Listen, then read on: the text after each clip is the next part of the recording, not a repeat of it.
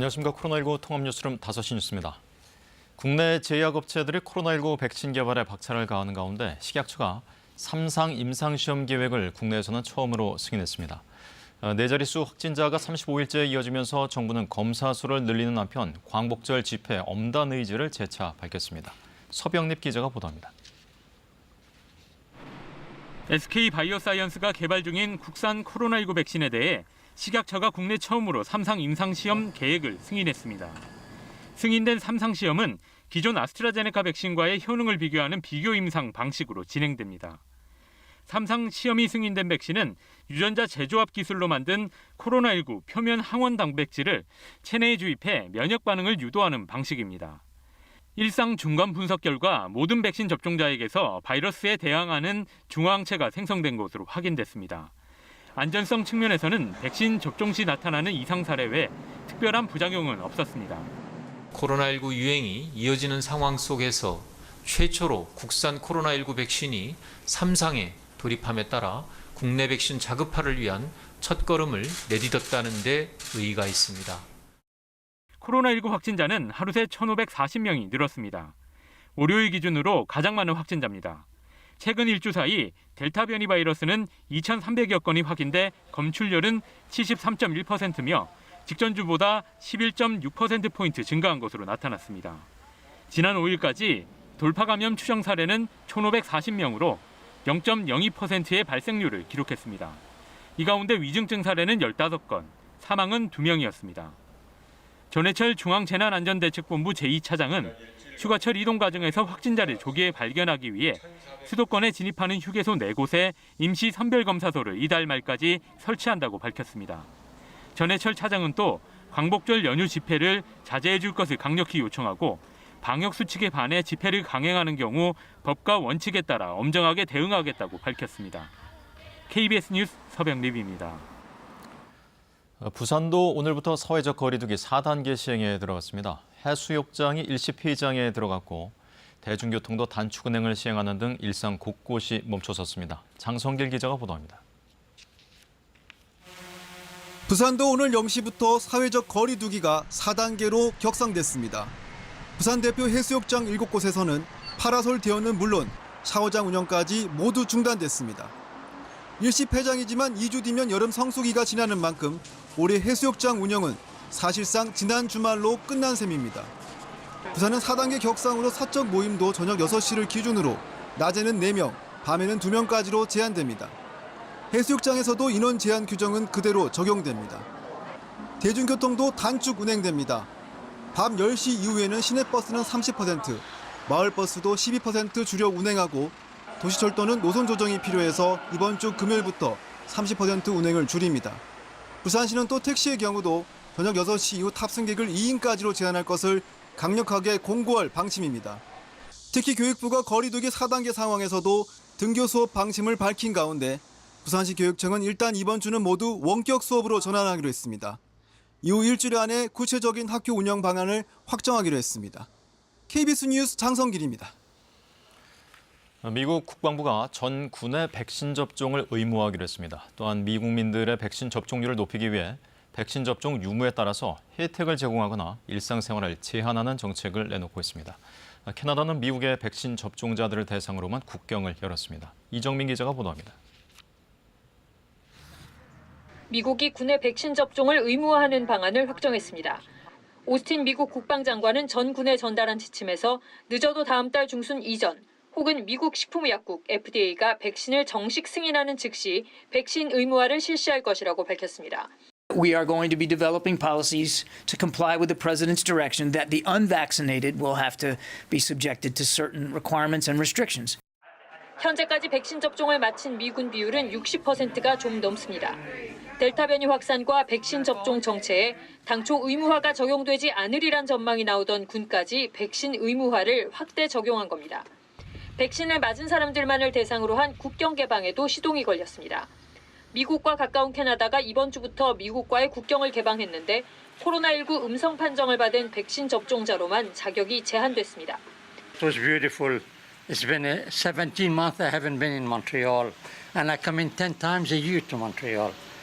지난 주말 집계된 미국의 코로나19 신규 확진자 수는 12만 2천 명을 넘어 지난 2월 수준까지 돌아갔습니다.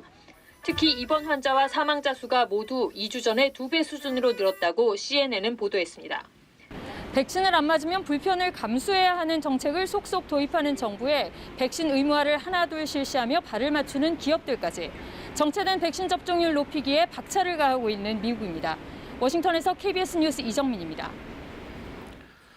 서울 도심에서 방역 지침을 위반하며 대규모 집회들을 주도한 혐의로 입건된 민주노총 양경수 위원장의 구속 여부가 내일 결정됩니다. 서울중앙지법은 내일 오전 10시 반 사전 구속영장이 청구된 양 위원장에 대한 영장 심사를 연다고 밝혔습니다. 앞서 경찰은 양 위원장이 지난달 3일 열린 전국 노동자 대회를 비롯해 지난 5월부터 여러 집회를 주최하면서 집시법과 감염병 예방법을 위반했다며 구속영장을 신청했고 검찰이 이를 어제 법원에 청구했습니다. 세월호 참사와 관련된 증거가 조작됐다는 의혹에 대해 특별검사팀이 증거 조작은 없었다고 결론을 내렸습니다. 특검팀은 공소 제기를 하지 않기로 하고 90일간의 수사를 마무리했습니다. 천효정 기자가 보도합니다. 세월호 참사 증거 조작 의혹을 수사해온 이현주 특별검사팀은 증거가 조작됐다는 근거나 범죄 혐의점을 찾지 못했다고 밝혔습니다. 특검팀은 오늘 서울지방변호사회에서 기자회견을 열어 이 같은 수사 결과를 발표했습니다. 특검팀의 수사 대상이 된 의혹은 모두 3가지입니다. 세월호의 블랙박스에 해당하는 DVR이 바꿔치기 됐다는 의혹과 CCTV 데이터가 조작됐다는 의혹, DVR 수거와 관련해 정부 대응이 부적정했다는 의혹입니다. 우선 특검팀은 DVR이 2014년 6월 22일 수거되기 전 다른 DVR로 바꿔치기 됐다는 의혹과 관련해 별개의 DVR이 존재하거나 DVR이 교체됐다고 인정할 증거가 없다고 밝혔습니다. CCTV 데이터 조작 의혹에 대해서도 의혹을 뒷받침할 만한 구체적인 증거가 없고 조작의 동기나 배경을 추단할 정황도 발견되지 않았다고 설명했습니다. 청와대 등 정부 관계자가 부적정하게 대응했다는 의혹에 대해서도 직권남용이나 직무유기 행위 등 부적정한 행위를 확인할 수 없었다고 밝혔습니다. 지난 5월 출범한 특검팀은 한 차례 수사기간 연장을 통해 90일 동안 광범위한 조사를 벌였습니다. 대통령 기록관을 비롯해 해군과 해경 등 모두 10곳을 압수수색했고 78명의 관련자를 조사했습니다. 이 특검은 진상을 규명하기 위해 최선의 노력을 다했다며 이번 수사로 관련 의혹이 해소됐기를 바란다고 말했습니다. 앞서 사회적 참사 특별조사위원회는 법원에 제출된 세월호 CCTV 데이터가 조작됐다는 의혹 등을 제기했고 이는 특검 수사로 이어졌습니다. KBS 뉴스 천유정입니다. 민주당 이재명 후보와 이낙연 후보는 오늘 각각 금융정책과 복지정책을 내놓고 정책 행보에 나섰습니다. 국민의힘에서는 윤석열 전 검찰총장이 대규모 정책 자문단을 발표한 가운데 대선 경선준비위원회가 월권을 한다는 지적도 제기됐습니다. 강병수 기자입니다. 민주당 대선 경선 후보들이 나란히 정책 행보에 나섰습니다. 이재명 후보는 기본소득과 기본주택에 이어 기본금융정책을 발표했습니다. 자산이나 신용등급 제한 없이 최대 1,000만 원까지 장기 저리대출을 받을 수 있는 내용 등이 담겼습니다. 이낙연 후보도 의료 서비스 격차 해소를 위한 전국민 주치의제 도입을 공약했습니다. 1차, 2차, 3차 의료 간의 불균형 심화 같은 내부적인 문제들이 있었는데 처방의 시작이 바로 국민 주치의제도라고 생각합니다. 다만 캠프 사이에선 이재명 후보가 본선에 가면 원팀이 어려울 수 있다는 이낙연 후보 측 발언을 놓고 다시 설전이 오갔습니다. 국민의힘 대선 주자인 윤석열 전 검찰총장은 정책자문단 42명의 명단을 공개했습니다. 4개 분과로 구성된 자문단은 이석준 전 국무조정실장이 총괄간사를 맡았습니다. 1호, 2호 공약 자체는 중요하지 않고 국민의 삶과 직결되는 문제에 대해서 어떻게 해결할 것인가에 대해 고민을 하고 있습니다. 홍준표 의원은 백용우 전 청와대 정책실장을 공동선대위원장에 임명하고 줄 세우기 정치는 하지 않겠다고 강조했습니다. 원희룡 전 제주지사는 윤 전 총장 측근들이 공정을 스스로 무너뜨리고 있다며 당 대선 주자들을 멸치 등에 비유한 정진석 의원을 비판했습니다.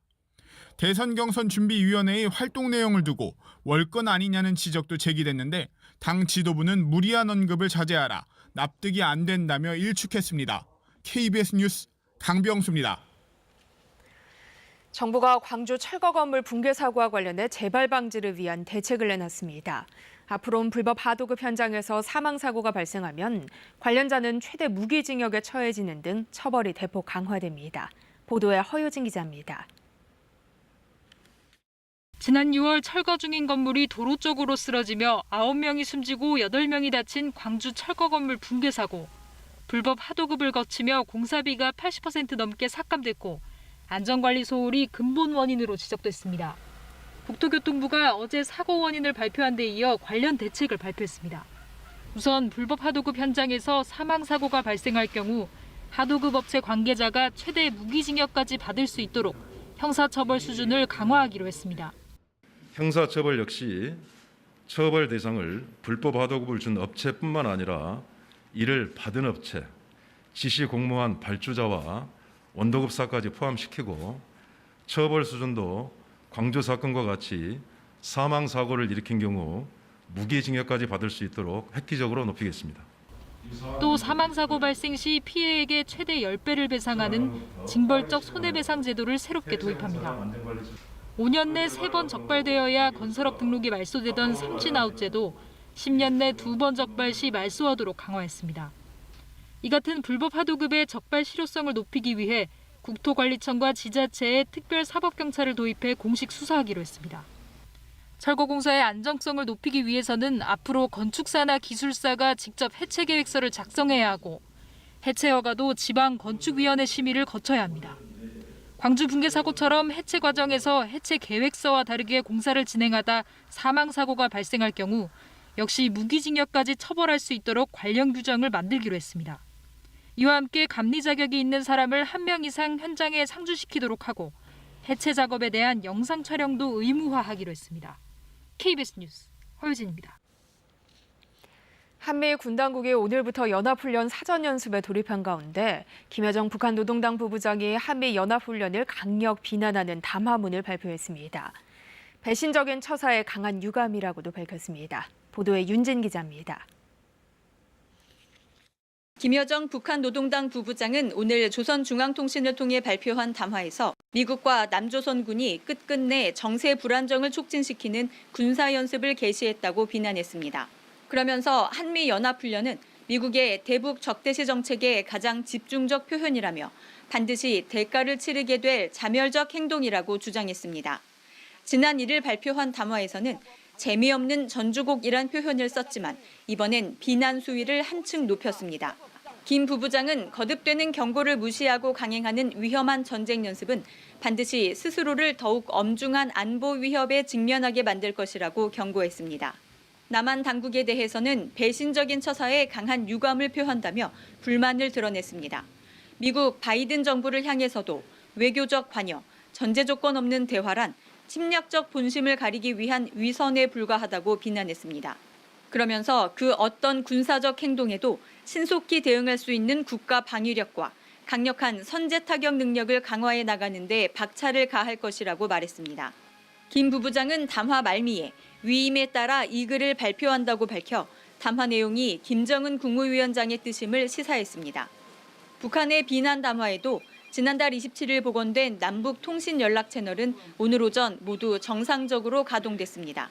통일부 관계자는 오늘 담화 의도나 북한의 대응을 예단하지 않고 향후 북한 태도를 면밀히 주시하며 모든 가능성에 대비하겠다고 말했습니다. 한국과 미국 군사 당국은 오늘부터 13일까지 한반도의 전시 상황을 가정한 본훈련의 사전 연습격인 위기관리 참모 훈련에 돌입했습니다. KBS 뉴스 윤진입니다. 미국 국방부는 중국이 한미 연합 군사훈련에 반대 입장을 밝힌 것과 관련해 한미 간 결정 사항이라는 입장을 재확인했습니다. 존 커비 국방부 대변인은 현지 시간 9일 한미 훈련을 반대한 중국의 입장에 대한 질문에 우리는 이런 결정들을 동맹 한국과 발맞춰 내리며 그것은 변하지 않을 것이라고 말했습니다. 왕이 중국 외교부장은 최근 아세안 지역안보 포럼 외교장관 회의에서 한미 연합훈련 반대 입장을 공개 표명했습니다.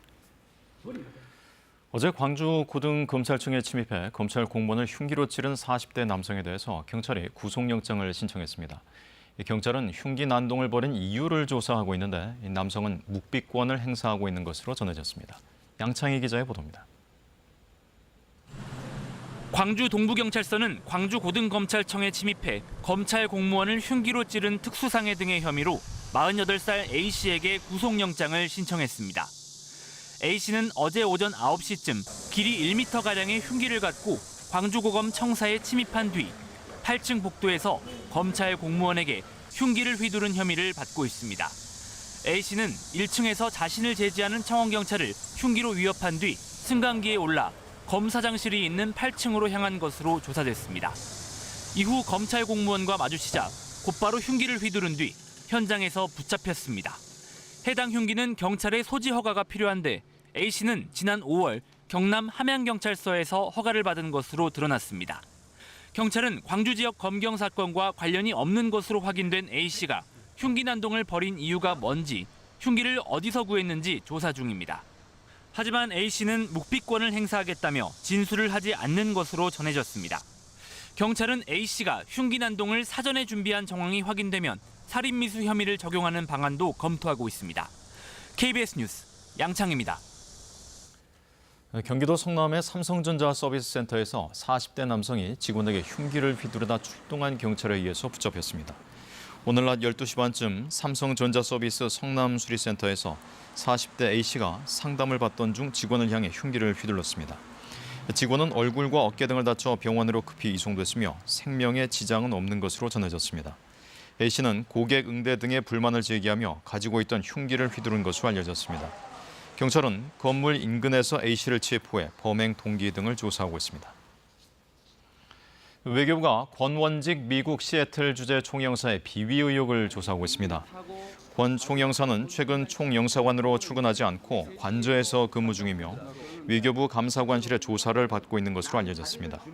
권 총영사는 피해자와 가해자 분리 조치 차원에서 재택근무를 하고 있는 것으로 전해졌습니다.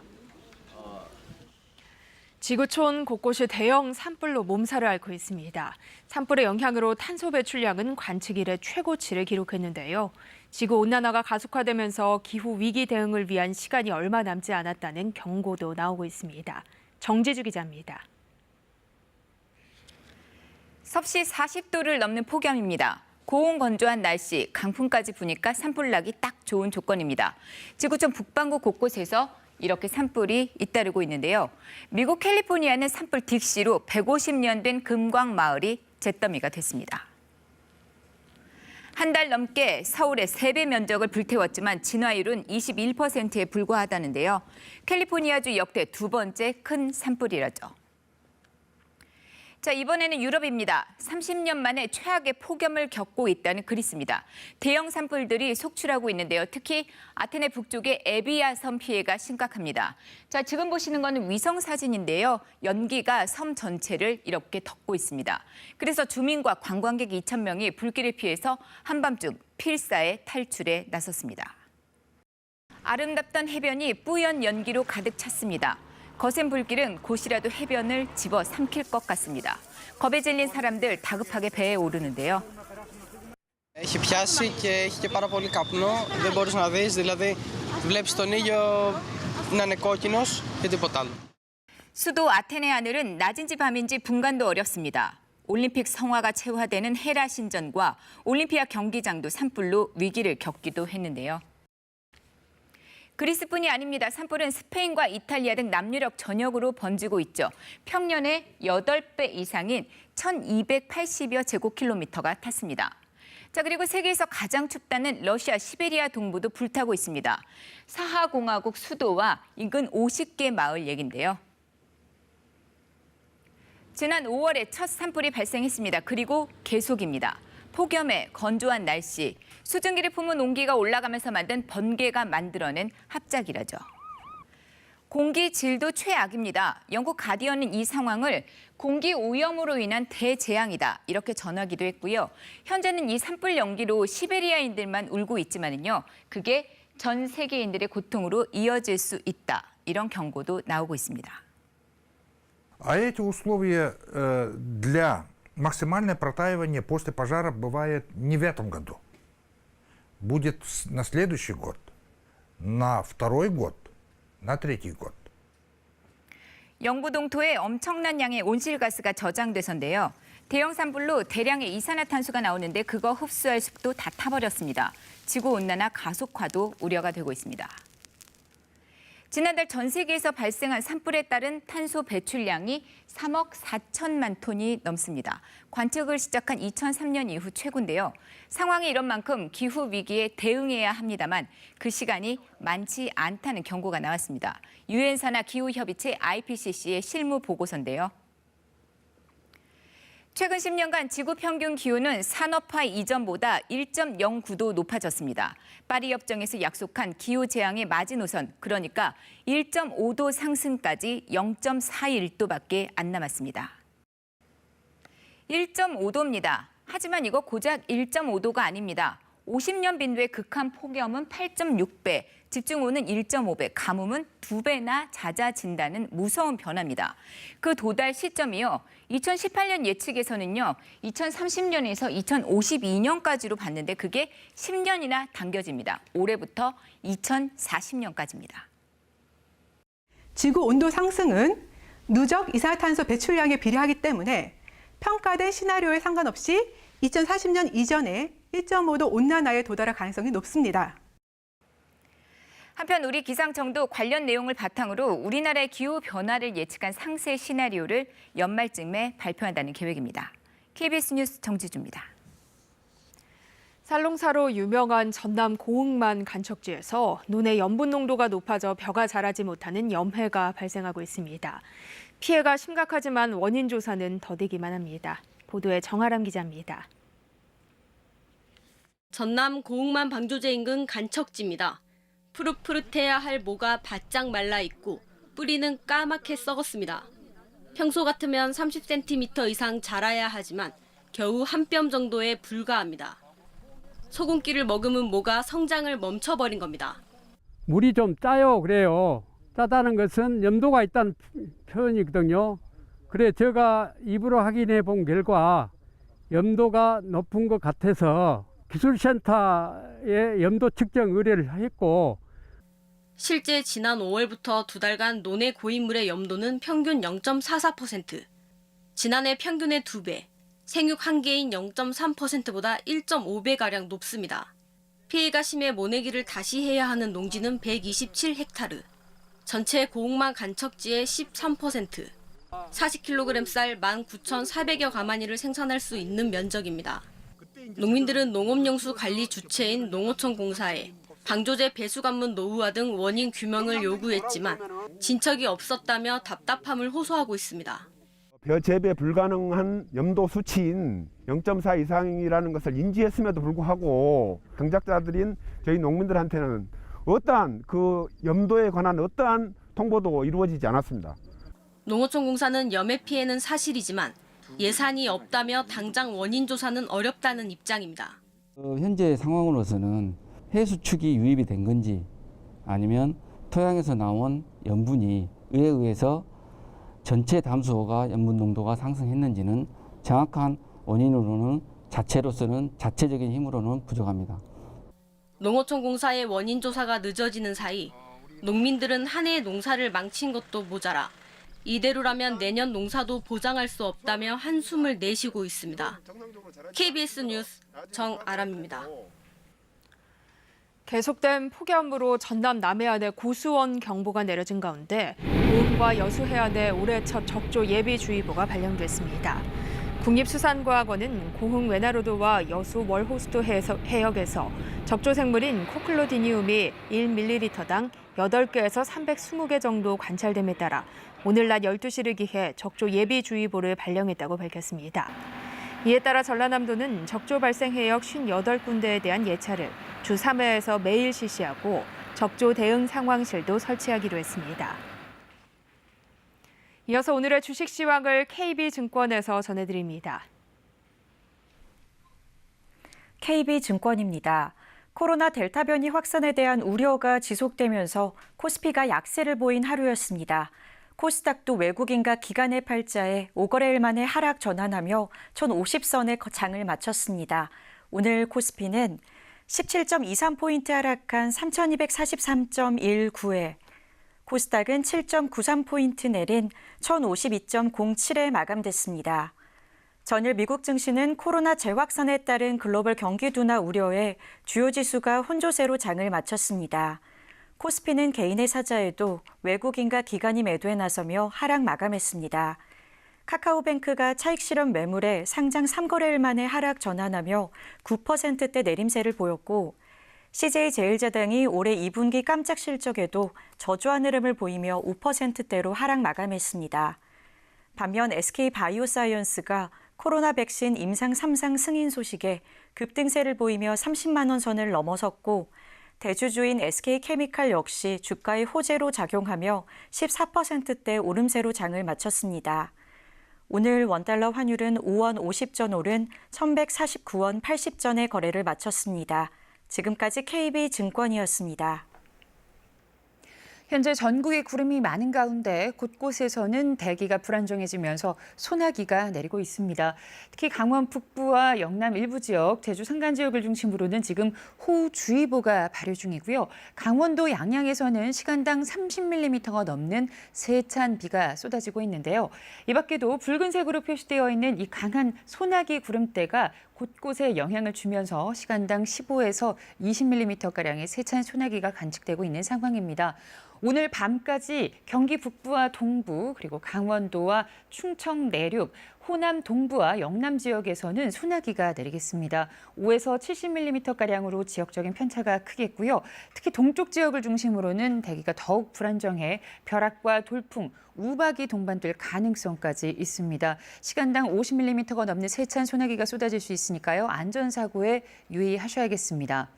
내일도 대부분 지역은 고기압의 영향권에서 가끔 구름만 많겠지만 남해상으로는 정체전선이 만들어져 있습니다. 오전부터 제주도에 비가 내리겠는데요. 꽤 많은 양의 비가 예상됩니다. 최고 80mm가량의 비가 예상되는 가운데 그 밖에 내륙 지역에서는 대기가 불안정해 역시 소나기가 내리겠습니다. 강원 내륙과 강원 산간, 경북 북동 산간 지역에 소나기가 예상됩니다.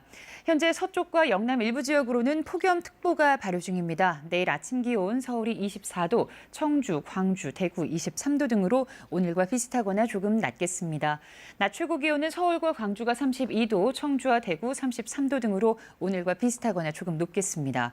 바다의 물결은 남해와 동해상에서 높게 일겠습니다. 모레부터는 남해안 지역까지 비가 내리겠고 이후 남부지방에 비가 자주 오겠습니다. 날씨였습니다.